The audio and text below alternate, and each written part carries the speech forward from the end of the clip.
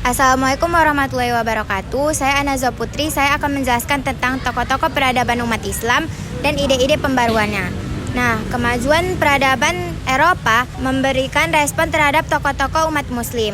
Sebagian dari mereka ada yang menolak secara mentah-mentah semua yang berasal dari Eropa. Di sisi lain, ada pula yang mengakomodir segala sesuatu yang berasal dari Eropa secara membabi buta. Di antara keduanya pula, ada yang mengajukan gerakan tajdid dan membuka kembali pintu ijtihad. Menurut mereka, pembaruan Eropa perlu ditindaklanjuti dengan cara reformasi dengan kembali ke sumber asal dan memilah hal-hal yang dapat diaplikasikan kepada umat Islam dengan kebutuhan mereka pada zaman itu. Nah, di antaranya beberapa tokoh-tokoh tersebut, yang pertama adalah Muhammad Ali Pasha yang akan dijelaskan oleh Desni Febriola dan Nazla Al-Kaila. Nama saya Nazla Al-Kaila, saya akan menjelaskan tentang biografi Muhammad Ali Pasha. Muhammad Ali Pasha adalah seorang tokoh pembaruan Islam dari Mesir yang lahir pada tahun 1769 di Kawala, Provinsi Makedonia yang sekarang dikenal dengan Yunani bagian barat. Muhammad Ali Pasha memiliki ayah bernama Ibrahim Agha yang memimpin sejumlah unit kecil prajurit guna menjaga jalanan yang ada di negeri mereka pada saat itu. Selain itu, ayah Muhammad Ali Pasha juga bekerja sebagai penjual tembakau atau saudagar tembakau di Mesir pada saat itu. Ali Pasha juga bukan orang yang terlahir dari orang yang mampu. Dia adalah seorang yang tidak mampu dan tidak pernah mengenyam pendidikan dari kecil hingga ia wafat. Dan ia juga dijuluki sebagai orang yang umi atau tidak bisa membaca maupun menulis.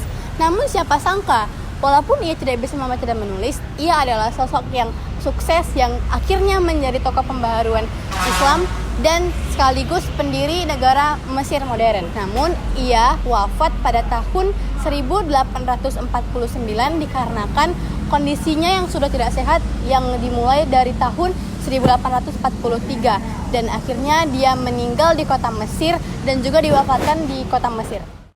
Nama saya Desni Febriola. Di sini saya akan menjelaskan pembaruan atau kontribusi yang dilakukan oleh Muhammad Ali Pasha. Nah, pembaruan yang dilakukan Muhammad Ali Pasha pertama adalah memperbaiki politik luar negeri dan memperbaiki hubungan Mesir dengan negara-negara lain yang ada di Eropa. Nah, pada tahun 1813, sekitar 311 pelajar Mesir itu dikirimkan ke negara-negara Eropa seperti Italia, Inggris, Prancis, dan Australia. Mereka dikirim untuk mengejar keterlambatan atau ketertinggalan umat-umat Islam di negara-negara Eropa lainnya. Yang kedua adalah menguatkan di bidang pendidikan.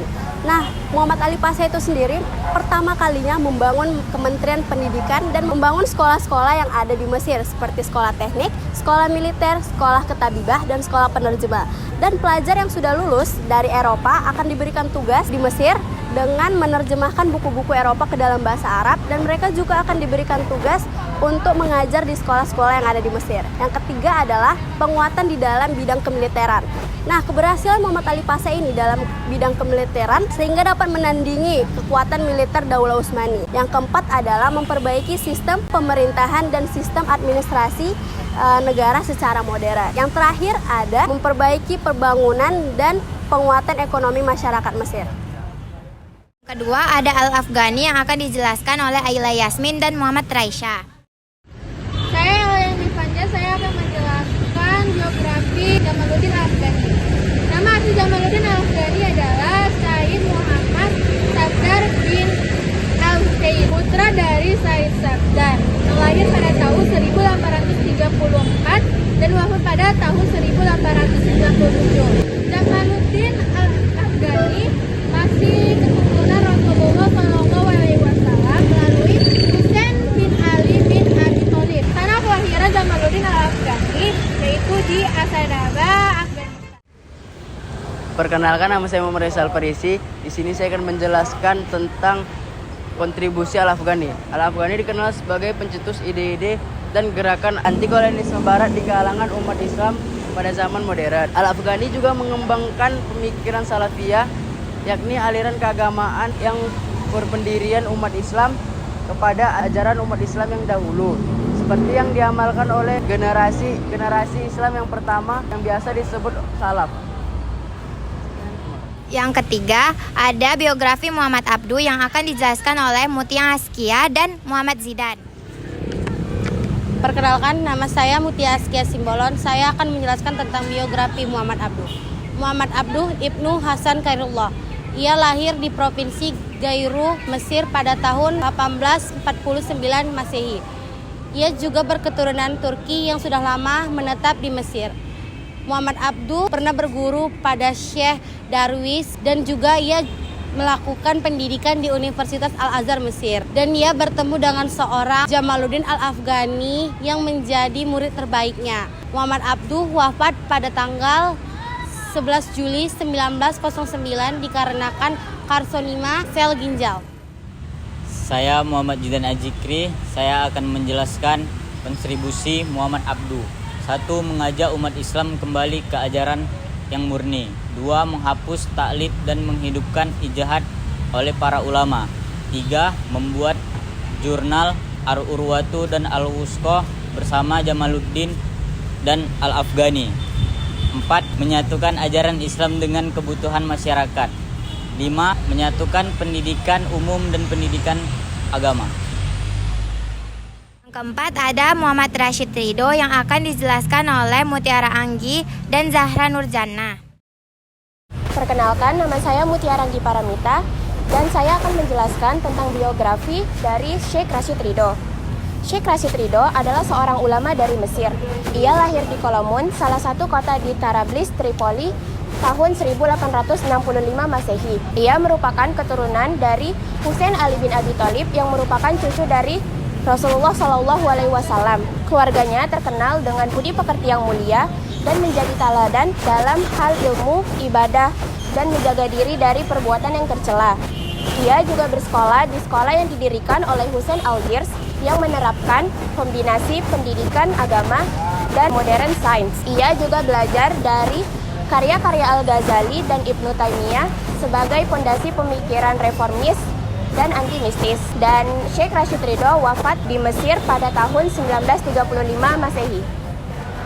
Saya Zahra Nurjana. Di sini saya akan menjelaskan apa saja sih kontribusi yang dilakukan oleh Rashid Ridho. Kontribusi yang dilakukan Rashid Ridho yaitu menerbitkan jurnal Al-Manah bersama Muhammad Abduh dan menafsirkan Al-Quran dengan nama yang sama pada gerakan reformasi Islam di seluruh dunia dan terbit dalam kurun waktu pada tahun 1898 sampai 1935. Selain itu, Rashid Ridho juga pun menekankan bahwa pentingnya perkembangan kemajuan ilmu pengetahuan yang berkaitan erat dengan perhatian besar para khalifah dan umat Islam di kala itu dengan ilmu pengetahuan. Oleh karena itu, Rashid Ridho juga pun mendirikan sekolah madrasah Al-Daqwa wa Al-Irsyad yang bertujuan untuk mencetak kader-kader mubalik yang tangguh agar mencegah sekolah misionaris Kristen. Yang kelima ada Muhammad Iqbal yang akan dijelaskan oleh Nurul Hidayah dan Anissa Balkis. Assalamualaikum warahmatullahi wabarakatuh. Perkenalkan, nama saya Nurul Hidayah. Di sini saya akan menjelaskan tentang biografi Muhammad Iqbal. Muhammad Iqbal dikenal sebagai Allama Iqbal. Ia lahir pada tanggal 11 Desember 1877 di Sialkot, India, Britania atau sekarang yang disebut dengan Pakistan. Dia berasal dari keluarga pedagang dan memiliki latar belakang pendidikan yang sangat luas. Muhammad Iqbal mendapatkan pendidikan di Sialkot dan melanjutkan pendidikannya ke Aligarh University Muslim di India. Ia berhasil menjadi sarjana hukum atau LLB dan mendapatkan gelar master. Setelah kematiannya pada tanggal 21 Maret 1938, ia mendapatkan gelar sebagai Foot of the East atau Sir Mesrik. Ia mendapatkan gelar tersebut karena pengaruh terhadap Islam dengan ide-ide tentang kemandirian politik dan spiritualnya. Tanda jasa nasionalnya, pada tahun 2009, Pakistan merayakan senternial kehidupan biografi tentang Muhammad Iqbal. Nama saya Anissa Balkis. Di sini saya akan menjelaskan tentang kontribusi Muhammad Iqbal. Iqbal berkontribusi pada pembaruan dalam pendidikan Islam. Ia menekankan pentingnya pendidikan dalam aspek intelektual, moral, dan spiritual. Kontribusi Iqbal juga mencakup pemikiran tentang politik Islam, di mana ia menekankan pentingnya demokrasi sebagai sarana untuk mencapai keadilan sosial dalam masyarakat Muslim. Kemudian, nilai-nilai positif gerakan pembaruan Islam akan dijelaskan oleh Hafiz Fadilah, Milzam Adibas, Ahmad Fahreji, dan Arya Prakarsa. Nama saya Melzam Adibas. Di sini saya akan menjelaskan dampak nilai-nilai positif dari gerakan pembaruan di dunia Islam. Yang pertama, perbaikan di bidang pendidikan. Sebagaimana yang digagaskan oleh Muhammad Ali Pasha, Muhammad Abduh, dan Rashid Ridha, mereka memperbaiki kualitas murid, guru, dan kurikulum sehingga mampu bersaing di tuntunan zaman dan mampu menjawab persoalan yang dibutuhkan umat Islam. Kedua, gerakan memurnikan ajaran Islam. Pada masa-masa tersebut, umat Islam banyak yang kehilangan identitas keislamannya. Hal itu diperburuk dengan banyaknya kerajaan dan sekte-sekte keagamaan lain. Oleh sebab itu, untuk membendung semua hal-hal tersebut, tokoh-tokoh Muslim kembali mengajak umat Islam untuk kembali ke ajaran Islam yang murni, sebagaimana yang diajarkan oleh Rasulullah SAW. Perkenalkan, saya Ahmad Fariji. Saya akan menjelaskan poin positif dari membuka pintu istihad dan menghapus taklid. Menurut Syiah, pintu istihad selalu terbuka. Dalam hal ini, Daulah Safawiyah mampu memberikan kontribusi perkembangan dalam ilmu pengetahuan yang sangat besar. Dengan adanya pembaruan ini, umat Islam mulai menyadari bahwa istihad sangat dibutuhkan di era sekarang. Bila hanya mengandalkan taklid, manusia akan sangat tertinggal di berbagai kehidupan dan sangat dianjurkan untuk melakukan istihad dan menjauhi taklid. 4. Melahirkan rasa solidaritas dan sesama umat. Dengan ada reformasi, umat Islam berada di dalam satu keadaan, yaitu dalam kekalahan dan kemunduran menghadapi bangsa Eropa. Perasaan senasib ini yang mampu menguatkan dan menyatukan perasaan umat Islam dalam menghadapi musuh bersama, yaitu penjajah bangsa Eropa.